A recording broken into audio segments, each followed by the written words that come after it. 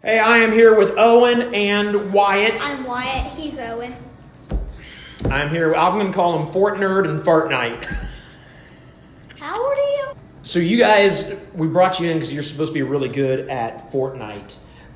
Is that all you do? Is that all you guys do is play video games? We're in middle school and we're supposed to do that. You're a magician in your 50s or 60s. Okay, well, I'm not a magician in my 50s or 60s. Still sad. Yeah, but I'm in my 40s. Still sad. So tell me a little bit about the game. What's the general idea of Fortnite? So there's 100 people and you jump out of a bus and you can land over Earth and you have to chop down trees. I'm sorry. We jump out of a bus and I play video games. I'm a nerd. I'm 40s. I'm playing cards. I got an ace. I just feel good. Sorry, guys. I'm an adult. I probably shouldn't have teased you like that. So. Yeah, we're sorry too. What do I do? Is that me there? Yes, hit that stupid triangle. The stupid Triangles. Who is Poison Gorilla 64? Matchmaking. Speaking of matchmaking, you guys have girlfriends? No. No, because you're playing video games.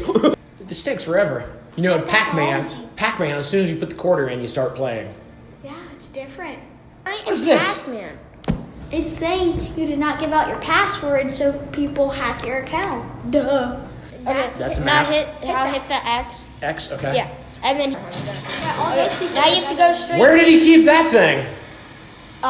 In your pocket. That seems unrealistic. Oh, look at that! What did I just pick up? You didn't pick up pick it anything because you up. won't pick it up. Oh. You have to go over there. How do I turn around? I just walk backwards. I'm moonwalking. Because, holy crap. How long did it take you guys to learn this? A minute. He said a minute, you said a week. Which one's smarter between you two? Me. Oh, look at that! I'm starting to figure out how to look at things. Now Okay, go down. It will get you down there faster. Valley. Who's shooting at me? Is that somebody shooting at me? I don't see a person! Dude, you suck at Fortnite. I've never played Fortnite! Why are you I mean, I'm gonna be honest. You guys are terrible teachers. Go to that. Tell me what you're doing. Explain to me. I'm walking around trying to go find somebody to kill. That sounds terrible. I'm gonna be honest with you. This is super boring.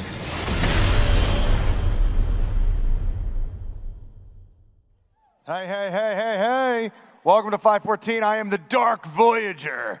We're going to take you on a journey, a Fortnite, a battle royale. This is an example of a skin that you buy in battle royale that you put in your locker, you start to wear. It's not available anymore. It was available a couple seasons ago.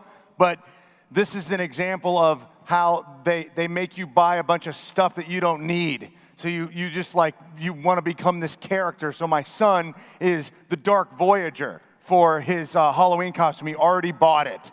Isn't that crazy? I mean, so they make you buy all this stuff, and then they make you buy more stuff, because that's what it's all about, getting what you want, not getting what you need. And that's kind of what this series is about. So give it up for the Dark Voyager. He's, yeah, sorry. I couldn't help it. My son already got that, so I had to wear that today. But we're talking in this series about how in life there are certain things that we want, and that's what Fortnite is all about. It's like this battle royale where you just buy a bunch of stuff that you don't actually need to win this battle. And then there's stuff that you need, like the Oregon Trail, or a game that like brings out the needs that you have, like the Oregon Trail.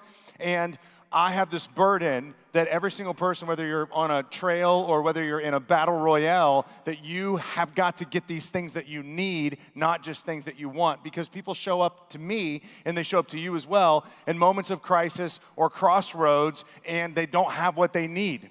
And I look at their faces and they go, I wish I would have known. I wish I would have packed the wagon with that. I wish I would have, spent my time and energy figuring that piece out, because here I am now and I'm a mess. And the first thing we talked about last week that you absolutely need in order to make it through this journey, in order to make it, in life, in order to be successful or to withstand crisis or figure out the next piece of the journey for you, is you need to understand that you have a need. That you need to understand that you have a need. And last week, we spent the whole week talking about humility and talking about how we have to understand that our cups are not full in every area of our life, and how we learn this spiritually. Jesus says, blessed are the poor in spirit, for they will be filled, for they will receive what they need from God. Blessed are those who hunger and thirst, for they will be filled, or they will get what they need. And so when you understand your need, then you go and you ask for help. But if you just kind of walk through life and don't think you have any needs, then you lack humility, and that humility is going to ultimately turn into pride, and that pride is what's going to end you kind of in this moment of falling or crisis where you can't handle the situation. And so we talked about that last week, that being needy, knowing, oh man, I have emotional needs. Oh man, I have financial needs. Oh man, I have relational needs. Oh man, I have skill sets that I've got to figure out. Just that humility of I have to figure out how to learn and grow. That's the beginning of being successful. And that's not something that you just start off before college and you go, I need to figure some things out. Your whole life, you should be asking the question, what is it that I need now? What is it that I need now? I know I have needs. What do I need now? And when you do that, then you're constantly gaining wisdom. And this is kind of the pathway to success. I mean, how many people can sit here and think about, oh man, I wish someone would have told me that I needed to figure out, pick something, right? I mean, how to do relationships right. How to be married better, how to handle your finances. I wish I would have, thought about finances like this. I don't have it figured out, so I'm going to go get help. Because usually what happens is people get to crisis and then they go, now we got to go to the ER, as opposed to just filling up with gas and maintaining regular, day-to-day life. It gets bad when we don't think we have a need. And so today I want to talk about something else that I know you absolutely need, that you absolutely need in order to win the battle royale, in order to make it in this journey. And in the game, right, you have these V-Bucks. And you spend money on these. So you might spend $10 on V-Bucks and you get 1,000 V-Bucks, and it's like the in-game currency, and that's what helps you buy what you want in this game, what you want. And what I want to make sure today is that we figure out what we want to spend our money on, what we want to spend our in-game currency on in real life, not buy on just something that we want, but something that we absolutely need in order to be successful in this whole battle royale thing. And I want to talk about a crisis that I know exists, that you know exists, kind of like the crisis that we see in the climate. There's a climate crisis that's happening right now. In the Outer Banks in North Carolina, South Carolina, right now, they have empirical data that says that over the past 100 years, 2,500 feet of the coastline is gone. It's gone. And there are people that are living down there in places where it used to be on land, and now that area is gone. It's been eroded over time. And of course, with the hurricane that is coming in, it's arguably another sign of just massive changes in climate, causing macro changes, causing this climate crisis that we're living in. They're actually, the scientists believe that if things keep going the way that it's going right now, that in the year 2100, that another 39 inches of water will have raised and more of the coast will be gone. That literally, like if you were down there right now, that wherever you were walking on the coastline, you would be, 39 inches underwater by this year. That's amazing. That means that there's a crisis. That means that this beautiful world that we have is under attack, that there's a crisis in the temperatures, there's a crisis in natural resources, and we should all, when we look at the data, go, no, we have to do different things. And so many of us do these things and recycle, and we try to figure out what it is that we can do to stop this crisis from happening.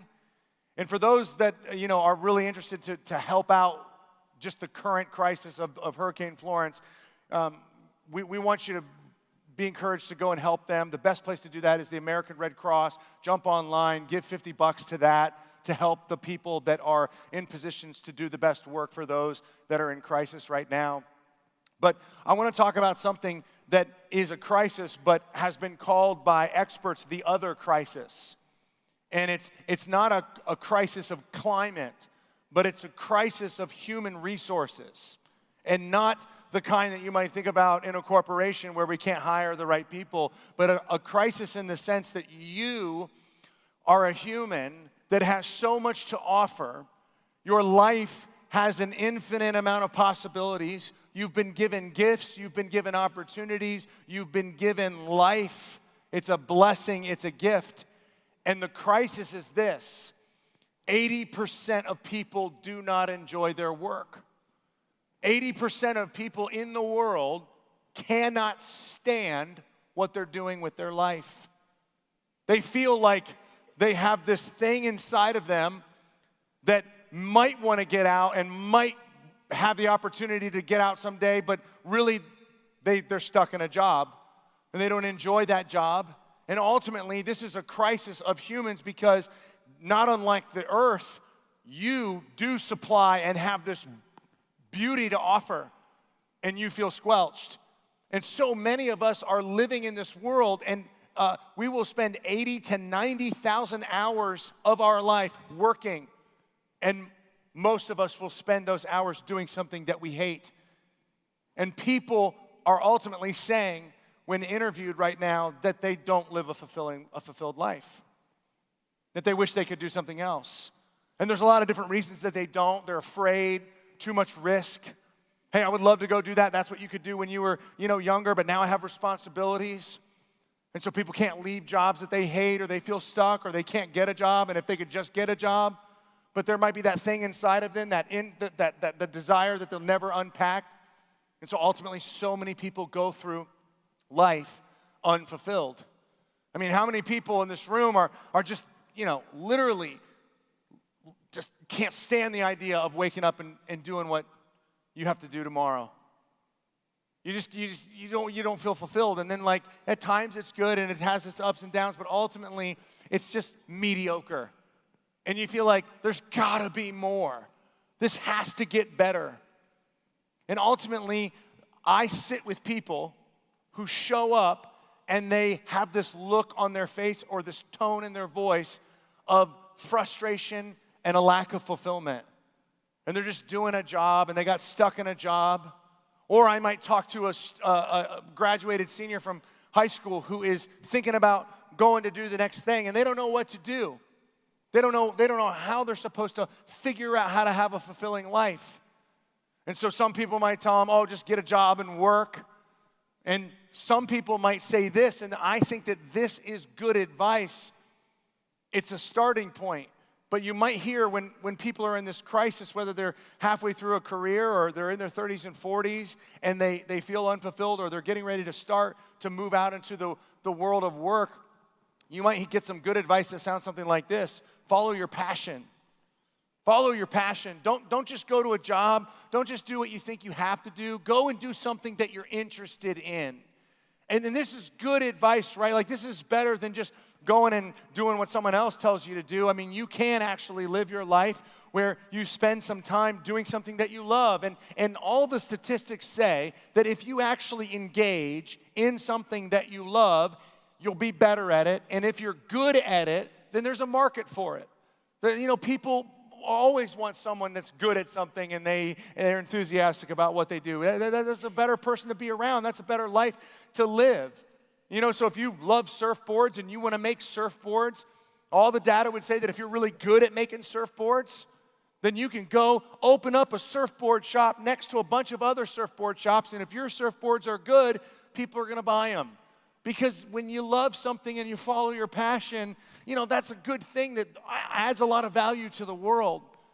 But the problem with this advice, follow your passion, and what it really means, if you look at what it really means, it means this. It means follow your passion, or it means to figure out your interests and pursue them.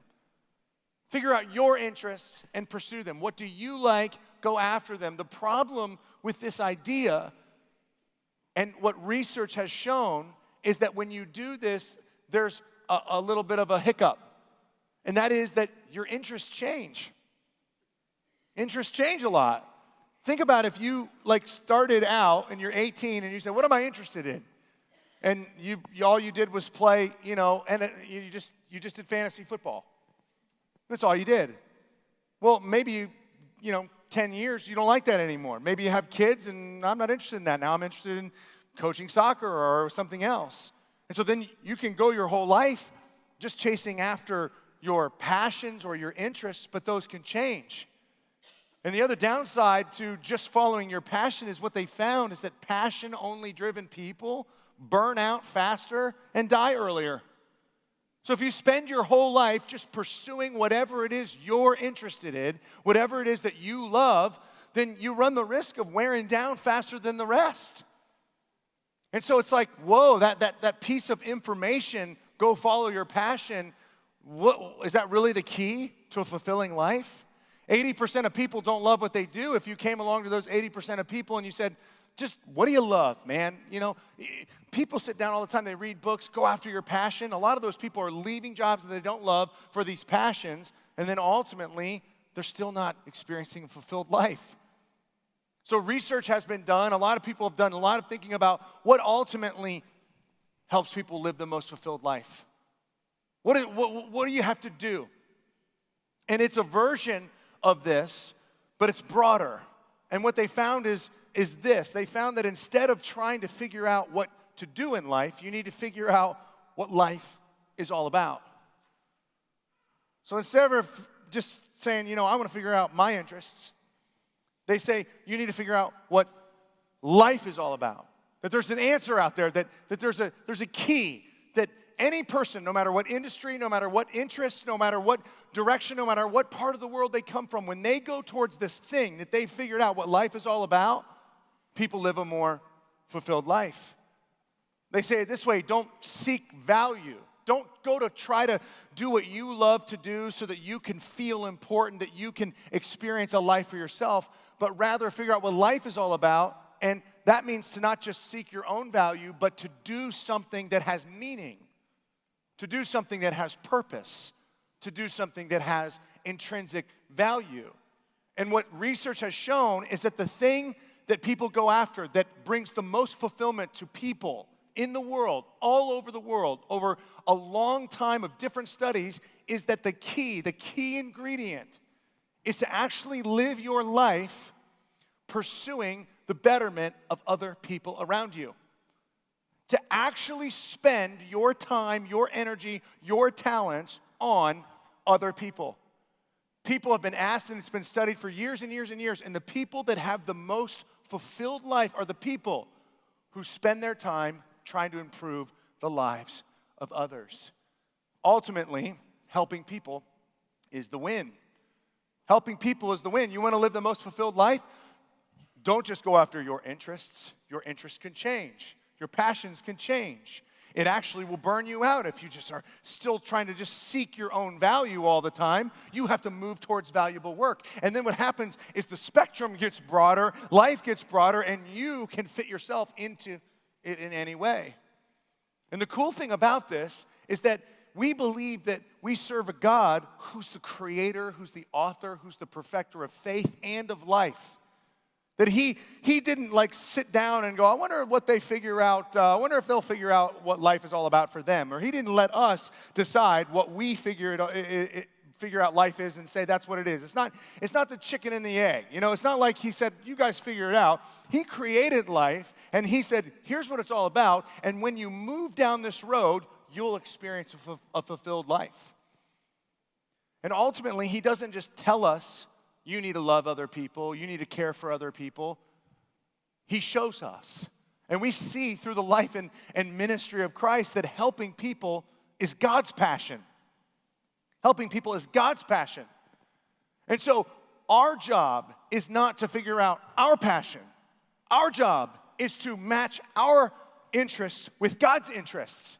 And when we take what is passionate to God and what He has deemed the most important thing in life and what life is all about, when we meet Him in that or match Him in that, we experience a fulfilled life. You can ask anybody. I have met so many people that have spent time pursuing their interests, that have spent their life going after what they think is important, what they're passionate about. And some of them love it and they just carefree. But if you really dig into it, they're not living a fulfilled life. Because there's something that you will always miss when you don't spend your life helping others improve theirs. It's part of the way that we were designed. So you're missing something. It can be good, but it can never be the kind of life that God wants until you make your life ultimately about seeking other people. So the beauty of this is if you're getting ready to decide where to go to college, whatever. I'm going to talk about that at the end. You can figure that out as you go, because if you know right away, I'm setting out, no matter where I go, I'm going to try to improve the lives of other people. You can rest assured that if that's your true north, no matter where your passions take you inside of that you'll live a more fulfilled life. For fulfilling life, follow God's passion to help people. No matter where you are, no matter how, no matter when, if that's your why, you will experience a fulfilled life. And so today, what I kind of want to do is reclaim this word passion. You know, we do use it for interest. We do use it for kind of self-interest in what we care about. What's my passion? What's your passion? But the word passion is so much more meaningful than just self-interest. Self-interest. In fact, it's probably the opposite of self-interest, because the word passion means suffering. It means suffering. This is why the movie about the suffering of Jesus is called The Passion of the Christ. It's the suffering of Christ. And what we learn is that Jesus is the example of what it means to not go after self-interest, but to go after other people's interests and to therefore experience life into the full. And what he does is he so wonderfully and beautifully and relationally invites every person to join him in this pursuit of life by suffering for others. In the book of Matthew, which is a book that was written by a Jewish man who's trying to tell the story of Jesus becoming the King of the Jews. This is why he wrote it. He actually opens up to try to show that Jesus is a king, an actual king. But the way that the kingship of Jesus played out after Jesus rose from the dead is very different than the kingship that had happened in the nation of Israel up until the point of Christ. This is one of the reasons why this next passage happened the way that it happened, why this story was unfolded the way that it was, is because there was a misunderstanding. You see, when Jesus showed up on earth, he had a miraculous birth, and then he was thought to maybe potentially be the Messiah. After he went through a typical childhood where he learned and went to synagogue, he became a rabbi and he became a teacher. But he brought special notice to himself because he did miracles. You have to understand, the reason that Jesus garnered more interest was because he said things that were radical, like, behold, the kingdom of heaven is at hand. And everyone went, yeah, whatever. Other people had said that. But then when he paired it with doing miracles, people wanted to hear what he had to say. And so Jesus does a bunch of miracles. He does things that gain people's attention. And he says, the kingdom of God is at hand. At the same time, he goes to a couple people and says, I want you to be my closest followers. Now, they watch him do miracles. They watch him feed people, heal people. He does crazy stuff like even raising people from the dead. At the same time, Jesus is making all these very potent political statements, like the kingdom of heaven is at hand. Ultimately, these men believe that Jesus will, at some point, go into Jerusalem and with an army, and somehow with miraculous signs or some type of power, he will legitimately, literally overthrow Herod, who was Rome's king for Israel. They believe, these men are like, dude, we're staying with Jesus because Jesus is going to be the king, the literal earthly king of Israel. So we want to be with him. And so that's their interests. If you asked a Jewish man at that time who was a fisherman what you might want to do with your life, and if you offered them the opportunity to be the right-hand man or the left-hand man or in the court of the king of Israel, every single one of them would say yes. Because religion and politics, there was no distinction in that time. Religion was politics, politics was religion, and so ultimately to be the king meant to be close to God and a part of God's greatest for earth. So to be offered to be a part of this kingdom was like, whoa, that's prestige. That's a place in the world. That's meaning. That's passion. That's self-interest. And ultimately, Jesus is telling these men and doing all these miracles, so he's gaining their attention, but he turns this kingdom upside down, and he becomes a king unlike they thought. And so towards the end of his ministry, before he's going to go suffer and die, he starts to get explicit. He starts to explain to the disciples exactly what is going to happen and what this kingdom is going to be based upon. And this is where we pick up in Matthew 16. he says this, from that time on, Jesus began to explain to his disciples after he's done a bunch of miracles. Now he's going to explain himself. He's trying to tell them. What's he trying to tell them? He's trying to tell them that he must go to Jerusalem. He has to go to Jerusalem and suffer. He's like, I'm going to go and I'm going to suffer. I'm going to suffer many, many things at the hands of the elders and the chief priests and the teachers of the law, and that I must be killed, he says. I'm telling you, I have to be killed, and on the third day raised to life. Now, what happens next shows us that they didn't really listen to the raised to life part. All they did was hear that Jesus, who said he was going to be the king, is going to go and die. So what happens next in the passage, if you open up in Matthew 16, and I encourage you to go and read it, is that Peter, Jesus is arguably his right-hand man, he has a face-off with Jesus. And he says, Jesus, no! Peter hears this and he goes, I'm going to lose myself if you do that. I'm going to lose my self-interest. I'm not going to get what I want. I'm not going to get what I think life is all about. I'm not going to lose my passion. If you go and die, then we won't be a part of this kingdom that is supposed to be awesome for the nation of Israel. And so Jesus actually, when Peter opposes him, because Jesus knows he has to die because his kingdom is different, because he's not just the king of Israel, he's the king of the world, and his throne is heavenly. That's what they didn't understand. He brings in Israel and he becomes their king, and then he wraps his other arm around the whole world, and they're like, whoa, this is bigger and better than we thought. That's why they leave Israel and go tell the world about the new king. That's why Rome had a problem with it, because to say that Jesus is king is to say that Caesar is not. It's an amazing story. So Jesus has this opposition from Peter, because Peter thinks, hey man, to have a fulfilling life, we got to go be part of this kingdom. We got to go be next to Jesus. We got to go have our spot. We got to have our power and our prestige in our army. And Jesus grabs him and actually says to him, to Peter, get behind me, Satan. Because Jesus knows that in order to live the fullest life, he has to give his life away. And to give his life away would be the best thing for everybody, spiritually. And the greatest power that wants to stop that is a devil, is an enemy who wants to destroy people's lives. And Jesus actually lives to give people life. So that notion of not going and suffering for many people is a satanic notion. Of not doing what is best for others is the devil. That's what Jesus says. That's the devil. I'm supposed to go and do this to give my life for many. That is not the thing, Peter, that you should be thinking about.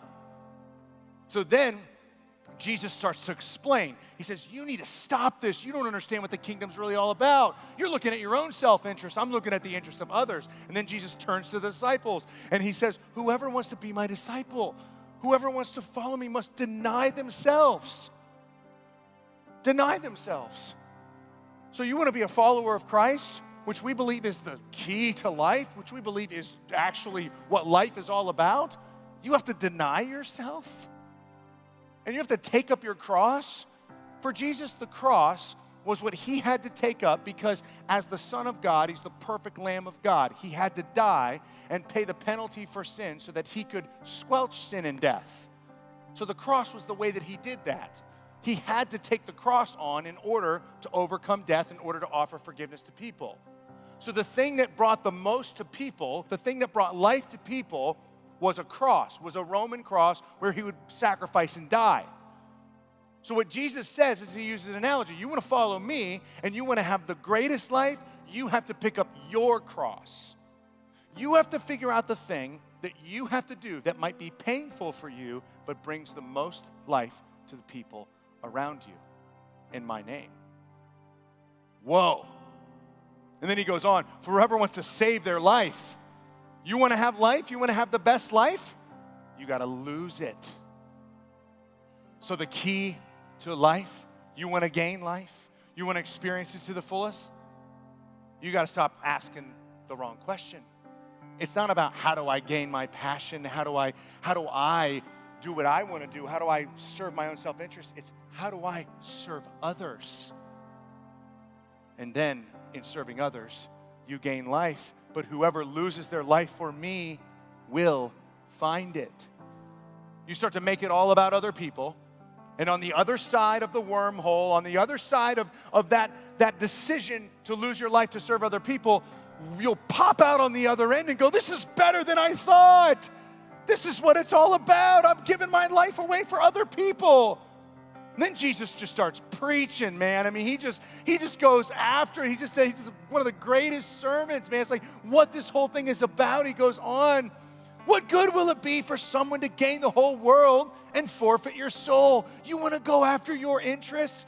You go after your interests, and that's all you got. Your passions will burn out. Your interests will go away. You won't feel fulfilled. You'll die. You'll die early.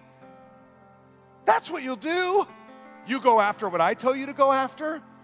Peace, serenity, fulfillment, a full life by laying down your life for others. Or what can anyone give in exchange for their soul? You think that you can go serve yourself, buy what you want, gain all your own interests, do you the way you want to, and then come to me at the end and say, God, I spent all of my time saving all this up. Now I'm going to buy eternal life. No. The way you gain in-game currency here is by laying down your life.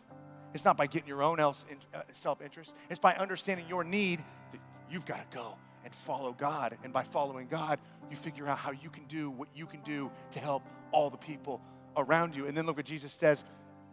He says, for the Son of Man, Jesus, is going to come in his Father's glory. He's going to come back in his Father's glory with his angels, and then he will reward each person according to what they have done. What he's saying is, I am not going to be giving out rewards to a bunch of people that went after their own personal passions and their own personal interests, and that was the end game for them. That's just getting what you want in life. I am going to reward people that followed me. You see, to be a Christian means to be a little Christ, and so when you follow me, it means you take up your cross. It means that you serve the interests of others. It means that you exist. If there was any person who could have rationalized not dying, it's God. It's God. But he didn't consider his own interest. He didn't believe his own self-interest would be the key to life. In fact, he was like, I'm going to lay down my life so I can give you life. And then through that, he took the throne. You take the throne, my friends, when you lay down your life. That's what life is all about. You see, for a fulfilling life, you have to follow God's passion to help people. Now, some of you are hearing this and you're going, whoa, are you saying I got to quit my job? Are you saying I got to go into the ministry? Are you saying I got to go into the mission field? Maybe. I don't want to be the one that stops you from doing that. Some people are just afraid to let go. I grew up going to Bible camps and hearing missionaries talk, and I would hear them talk, and I would hear them talk about going to Africa and going to China and going to South America and all these beautiful stories, and I got to hear all that, and I thought, I want to do something like that. I'm going to give my life to help people. And ultimately, I didn't move to a different country, but I said, I want to do that. And so I don't want to be the one that stops you from going ahead and jumping and going into full-time ministry or going into a nonprofit, because maybe that's what God is calling you to do. And maybe you woke up this morning wondering if you're supposed to make that leap, and now you know you're supposed to. See, helping people can be your vocation. You can make a living. You can help people. You can spend your life and do what you can do to go into an actual field that exists, healthcare, whatever it is, the church, to actually teach, whatever it is to help people and make that what it's really all about. You can do that. But the other thing that's beautiful is if you're in those fields, you can also make that not about people. You can just make it look like it's about people. I can make this look like it's about you when really it's about me if I'm unhealthy, and anyone else can do the same thing. So ultimately, you have to truly have your why be about helping people. And you can make your vocation about helping people or not. You know what that means? You can take whatever job you're doing right now and turn it in to being about people. You can suddenly, instead of making it all about money, you can actually go, you know what, I'm gonna be a better coworker. I'm gonna be a better boss. I'm gonna be a better follower on this team. You know, all the best leadership books in the world, the ones that aren't even about Christianity or the sacred world or any of that, they're just about the secular world, they all say that the best bosses and the best followers and the best teams all exist because at some way, some level, they found out this is all about us.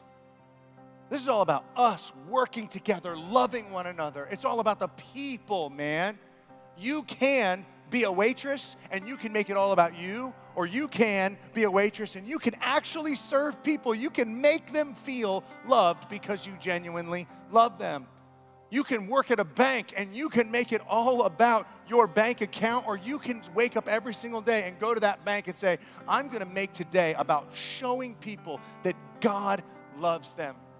I met with a guy this week who, going through college, he had to get a job, right? So he got a job at UPS, working third shift. Now this guy is in a master's program. He's getting a seminary degree so he can plant a church. But he's like, I need to get a job, so he's working at UPS. And he was working third shift, and he managed 12 people. And he said he loved it because he went into that job, and it wasn't about handling the hazardous packages that come in. That's what he was there for. But he said, I loved being there because I got to be with people who would never go to church.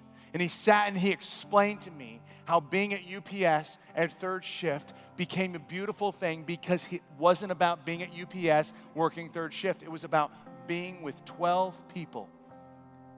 And he made it about people. And he said in some ways he misses it because he had the right why. So you can right now, you can actually start to live a fulfilled life right where you are by making why you are there different. Making it about people. Figure out a way to lay down your life to make their lives better. Here's the other thing that's beautiful. You might hear this and go, well, what about my passions? You know, there's a lot of research and a lot of studying and a lot of, communication out there right now that says you should figure out your strengths and you should work towards your strengths and you should